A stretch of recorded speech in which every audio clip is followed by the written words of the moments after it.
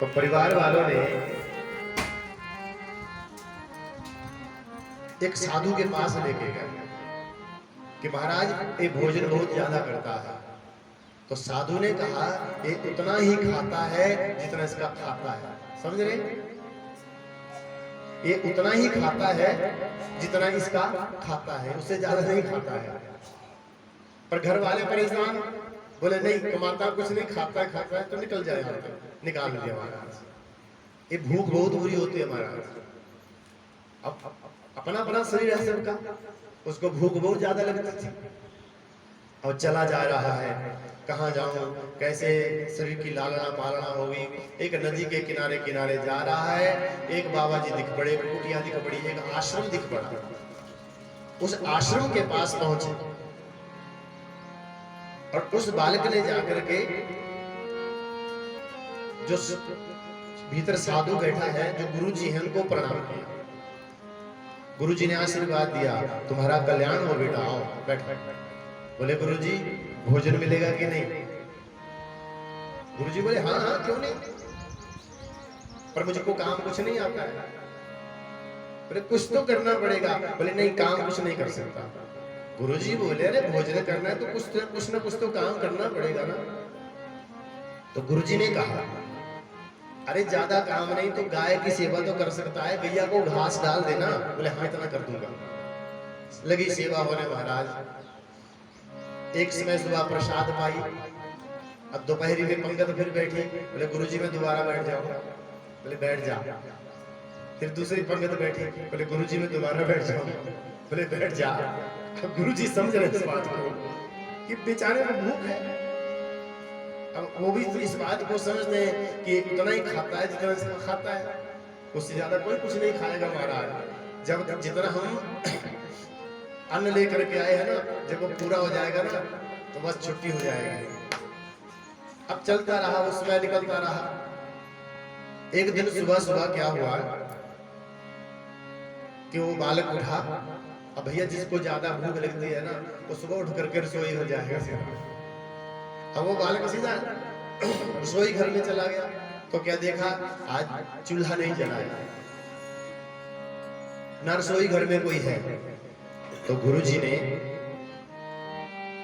क्षमा करें, वो बालक गुरुजी के पास आया, कहा गुरुजी आज रसोई घर में कोई भी नहीं है, कुछ गड़बड़ हुआ है क्या? गुरुजी बोले नहीं गड़बड़ कुछ नहीं है। बोले आज रसोई घर में कोई भी नहीं है बेटा, आज एकादशी है।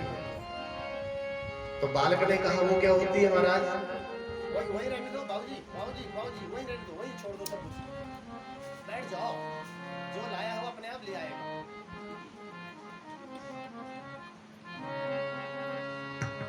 मैया कहां पहुंची था? गई केलों के संग रसोई घर। हाँ, गुरुजी को कहा गुरुजी आज रसोई घर में कोई भी नहीं है। बोले बेटा आज प्रसाद नहीं बनेगी, आज भोजन नहीं बनेगा। क्यों? तो गुरुजी बोले बेटा आज एकादशी है। बालक ने कहा वो क्या होती है? बोले बेटा एकादशी वाले दिन भोजन नहीं बनाया जाता है, न खाया जाता है। बालक ने कहा नहीं गुरुजी तब तो मैं मर जाऊंगा, मुझे भोजन चाहिए तो मैं मर जाऊंगा। इस भोजन के चक्कर में तो अपने घर वालों को छोड़ के आ गया। गुरुजी ने देखा कहीं ऐसा ना हो इसके प्राण निकल जाए तब तो और गड़बड़ हो जाएगी, और बहुत रोया। तो गुरुजी ने कहा सुन यहाँ तो प्रसाद नहीं बनेगी आज, अब तू मानता नहीं है तो ऐसा कर भंडारी के पास जा और वहां जाकर के भोजन की जो भी सामग्री होती है वो ले ले और उसको लेकर के चला जा नदी के किनारे, और वहां जाकर के प्रसाद बना, भोजन बना लेना। और सुन जब प्रसाद बन जाए तो भगवान को निवेदन लगा देना। अब बालक है महाराज, सर्व है, भंडारी के पास गया, दाल चावल जो चाहिए था लेकर के आ गया। नदी के किनारे पहुंचा, प्रसाद बनाई, बनकर के तैयार हुई। तो गुरुजी ने कहा था कि बेटा भगवान को बुला लेना। तो बेटे ने भगवान को बुलाना शुरू किया। सीताराम, भगवान राम जी का ध्यान कर रहा है। राजा राम आइए, राजा राम आइए, आकर के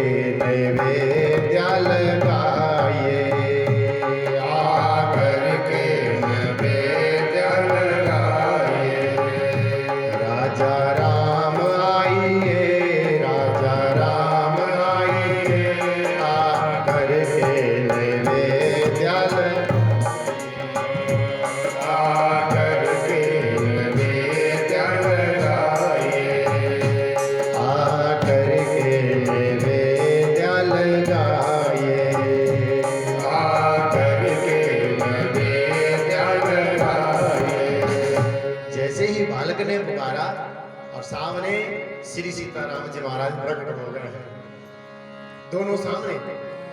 बालक ने पूछा तुम कौन? तो राम जी बोले मैं राम, मैं भगवान हूं। बालक ने देखा बगल में एक स्त्री भी खड़ी है, बोले ये कौन है? राम जी बोले मेरी पत्नी है।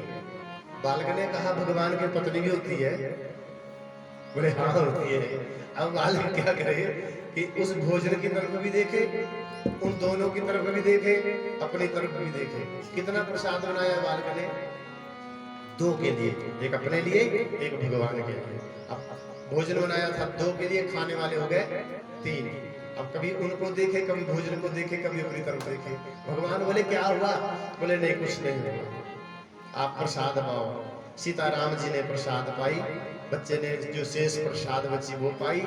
चलने लगे तो बालक ने राम जी को कहा प्रभु जब अगली एकादशी आएगी तो कितने आओगे तुम?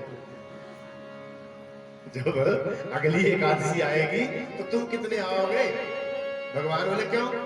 बोले जब मैं एक को बुलाया तो तुम 2 आए हो, अब अगली बार बता दो, उसी के अनुसार सामग्री बना करके लेके आऊंगा, उसी प्रसाद तो नहीं बनाऊंगा। भगवान बोले तो जैसे हमको प्रेम से बुलाता है तो ऐसे बुलाता रहे, हमारी इच्छा होगी हम उसी के अनुसार आ जाए। ठीक है, प्रणाम किया, बालक चला आया, समय निकलता रहा, अगली एकादशी आ गई महाराज। अब ज्यादा बोलने की जरूरत नहीं पड़ी गुरु जी को। गुरु जी ने कहा जा भंडारी से ले ले। भंडारी के पास आया बालक, बोले प्रसाद की व्यवस्था के लिए सामग्री दो, आटा दाल चावल जो थी। तो भंडारी ने कहा ले। बोले इससे काम नहीं बनता, थोड़ी और दे। बोले क्यों? बोले हम और खाने वाले और भी आते हैं। अब भंडारी ने सोचा इसको ज्यादा भूख लगती है बेचारे को, दे दिया। जा चल आया, नदी किनारे पहुंचा, प्रसाद बनाई, बनकर के तैयार हुई। फिर भगवान को बुला रहा है। पहले राजा राम बुलाए थे, अब दोनों को बुला रहा है। सीताराम आइए, सीताराम आइए, आकर के नैवेद्य लगाइए, आकर के नैवेद्य लगाइए। सीताराम आइए, सीताराम आइए, आकर के नैवेद्य लगाइए, आकर के नैवेद्य लगाइए। जैसे ही बालक ने प्रार्थना की, श्री सीताराम जी महाराज प्रकट हो जाते हैं। राम जी आए, सीता मैया आई, संग में लक्ष्मण भैया भी चले आए। बालक ने फिर देखा, बालक बोला प्रभु ये कौन है तीसरा? राम जी बोले मेरा छोटा भाई है। बालक बोला भगवान के भाई भी होता है। राम जी बोले मेरे सब होते हैं, भोजन की व्यवस्था कर।